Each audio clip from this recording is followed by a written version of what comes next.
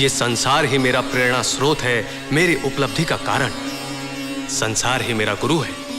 यदि मैं लोगों के पास जाकर मेरा उपदेश नहीं दूंगा तो इस विश्व के प्रति अपना ऋण मैं कैसे चुकाऊंगा?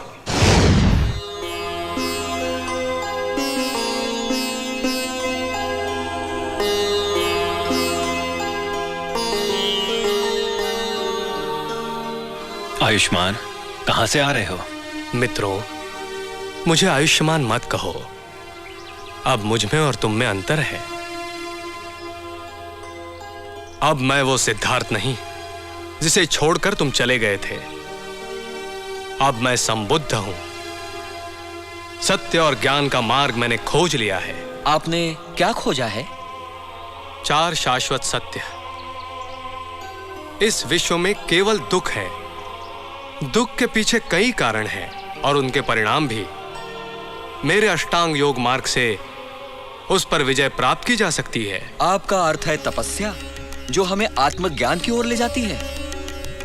मैंने ये नहीं कहा कि आत्मज्ञान है। तो फिर क्या चाहिए? निर्वाण। इसका अर्थ क्या है? बंधनों से मुक्ति। इसमें अंतर क्या है? अज्ञान के बंधनों और कर्मों का विनाश। तो फिर आपको अपने मार्ग में क्या मिला? मैंने अपनी साधना में अपने पूर्व जन्मों को देखा। क्या उन जन्मों में अज्ञान और पाप थे? नहीं, केवल खोज और प्रगति थी। तो क्या अब यह खोज समाप्त हो गई है? हाँ। इसका अर्थ है क्या हमें भी इसी तरह कई जन्म लेने पड़ेंगे? वैसे ही जैसे आपने सत्य को पहचानने के लिए किया था? यह आवश्यक नहीं है। क्यों? मैंने आप सबके लिए समाधान पा लिया है। हम ईश्वर की कृपा से भी मोक्ष पा सकते हैं। तुम्हें मोक्ष के बारे में कोई ज्ञान नहीं। ये भी नहीं जानते कि ईश्वर क्या है। क्या आप ये कहना चाहते हैं कि ईश्वर नहीं है? अव्याकृतम। इस प्रश्न का मेरे मार्ग में महत्व नहीं है। जीवात्मा क्या है? अव्याकृतम। इस प्रश्न का भी मेरे मार्ग में महत्व नहीं है। तो फिर ये मनुष्य क्या है और उसमें अहंकार कहां से आता है? जीव या आत्मा, जिसे मैं पुद्गल कहता हूं, पंच तत्वों का मिश्रण है। रूप, वेदना, संज्ञा, संस्कार और विज्ञान है। इन सब का मिश्रण अहंकार है, जो अलग अलग जन्मों में अलग अलग शरीरों में जन्म लेता रहता है। कोई उदाहरण?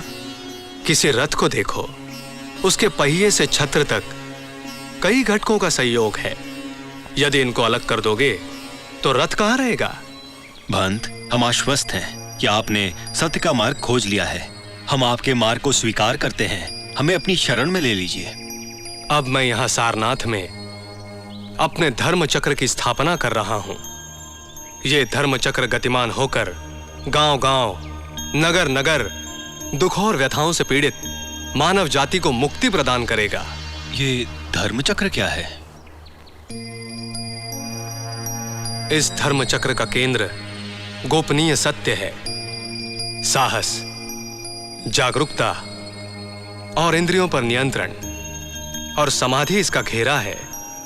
प्रत्यक्ष दुख इसके कारण है और इनसे छुटकारा इसकी विधियां, इसकी तीलियां हैं। यही अष्टांग मार्ग है। यही मेरा मार्ग है। धर्म चक्र गतिमान।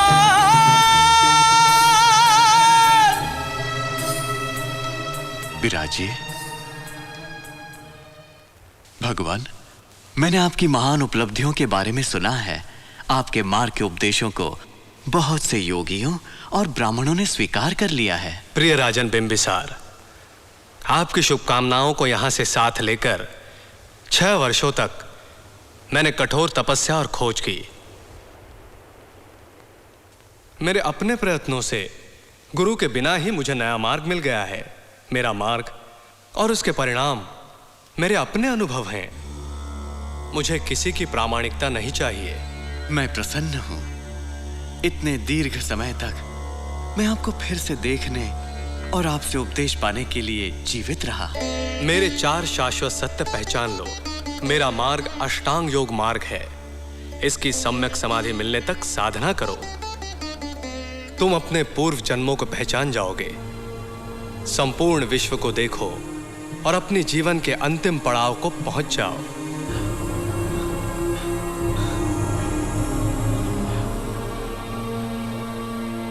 मैं धन्य हुआ भगवान। मेरी प्रार्थना है कि आप अपने शिष्यों के साथ राजगृह में निवास करें।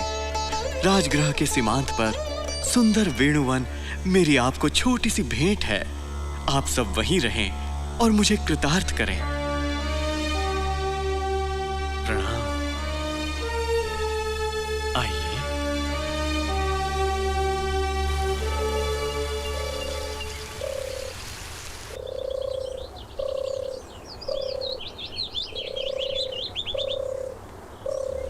गौतम को प्रणाम।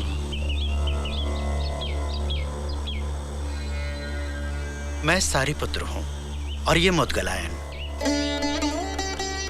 हमने सारे वेदों और शास्त्रों का अध्ययन कर लिया है। हम महान मुनीश्वर संजय के शिष्य हैं। हमें ये सुनकर आश्चर्य हो रहा है कि गया कश्यप, नदी कश्यप और उर्वेल कश्यप ने यज्ञ के मार्ग को त्याग दिया है और आपके मार्ग को अपनाया है। हम आपके शिष्य अश्वजीत और वाशवा से कल राजगृह में मिले थे। उनसे आपके बारे में पता चला। भगवान, हम आपके मोक्ष मार्ग को अपनाना चाहते हैं और आपके उपदेश को सुनना चाहते हैं। विद्वान ब्राह्मणों, इस बुद्ध ने पुनर्जन्म के रहस्य को जान लिया है और उसे नष्ट करने का मार्ग भी ढूंढ लिया है। तुम्हें इसे जानना होगा। भगवान, आपका हमारे लिए क्या उपदेश है? विद्वान ब्राह्मणों, जो कुछ भी हम देखते हैं वो सब अस्थाई है। उनमें कोई तत्व और सत्य नहीं है। ये सब दुख के स्रोत हैं। दुख तृष्णा का परिणाम है।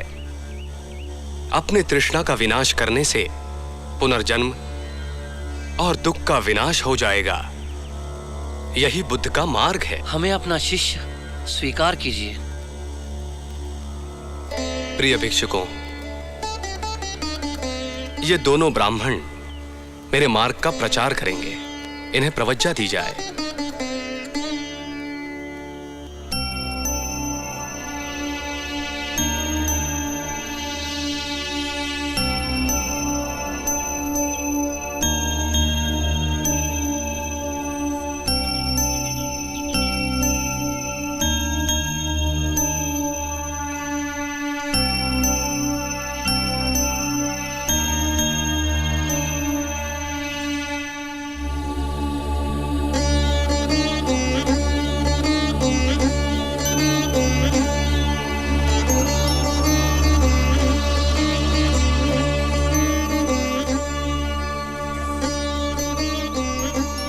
मैंने कभी सोचा था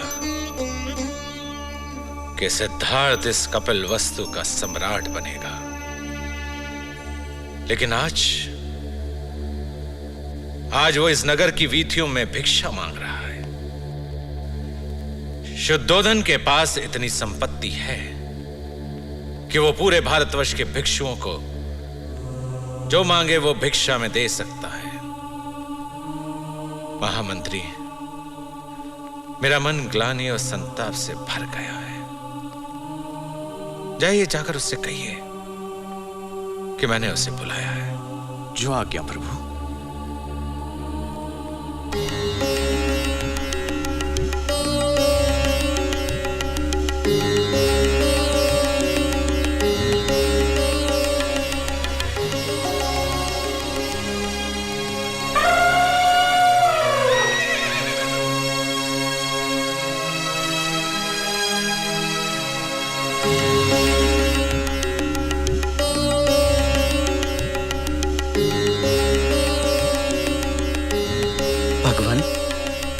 आपने तो अपने माता पिता, पत्नी, पुत्र और इस घर का परित्याग कर दिया है। क्या आप उन्हें फिर से दर्शन देना चाहेंगे? आप तो वैरागी हैं।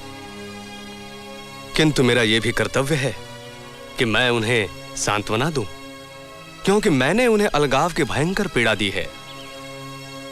मुझे यशोधरा के गहरे घावों को भरना है।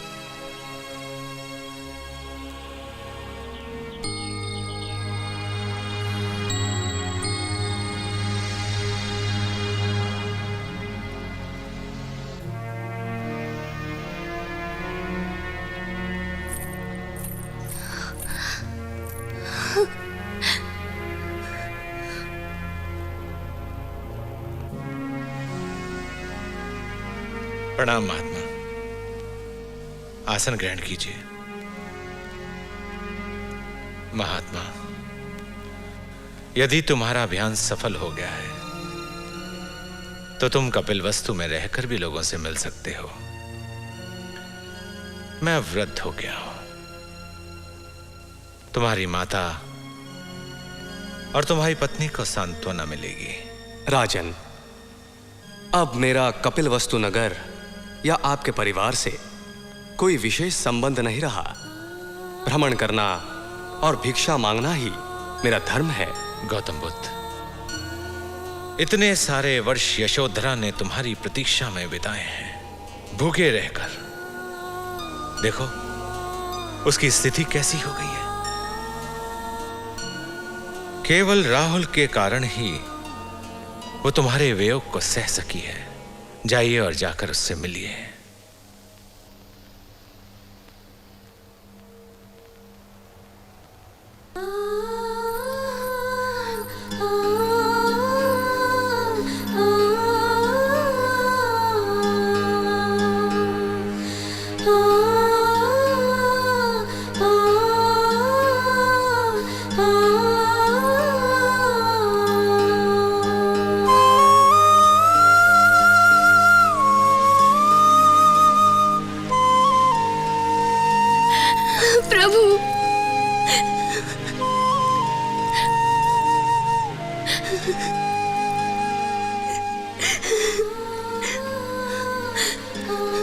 यशोधरा, संसार के प्रति अपने कर्तव्य के लिए मुझे तुम्हारा साथ छोड़ना पड़ा।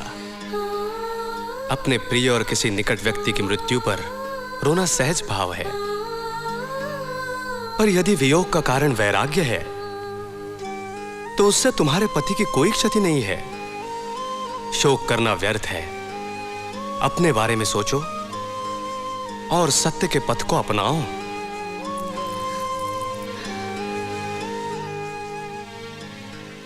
प्रणाम पितामह। आओ राहुल, आओ। पुत्र, अब तुम कपिलवस्तु के उत्तराधिकारी बनोगे। जाओ, जाकर अपने पिता से मिलो।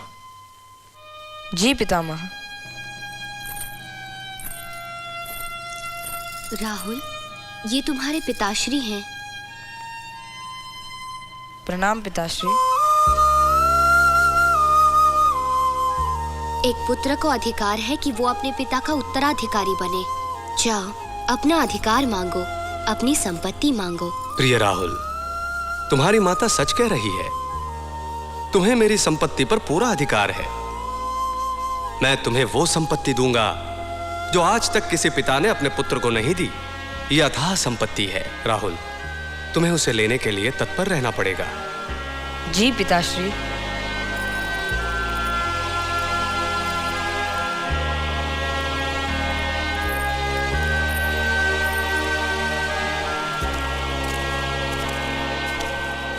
प्रणाम भंत। प्रणाम आयुष्मान। मैं आनंद हूँ। या निरुद्ध, भद्रक, किम्बिला और भृगु, हम कपिलवस्तु के शाक्य राजकुमार हैं और अपने भ्राता बुद्ध से मिलना चाहते हैं। भगवान, आपने हमें इस भौतिक संसार से मुक्ति और ज्ञान का मार्ग बताया है। हमें आपसे प्रेरणा मिली है। हमें प्रवज्ञा दीजिए। उपाली, तुम क्यों आए हो? भगवंत, मुझे भी शाक्य राजकुमारों का अनुसरण करने दीजिए। मैं भिक्षुक के रूप में आपकी सेवा करूंगा। उपाली, तुम ठीक कहते हो। न तो तुम्हारे पास कोई संपत्ति है और ना ही तुम्हारे अंदर कोई लालसा। तुम्हारी प्रवज्ञा गौरवशाली है। सारिपुत्र, आज्ञा भगवान। मेरे शाक्य भाइयों को प्रवज्ञा कल दी जाएगी, लेकिन उपाली को प्रवज्ञा आज ही दी जाएगी। जी भगवान। भगवान, उपाली हमसे वरिष्ठ और अग्रगण्य शिष्य बनेंगे।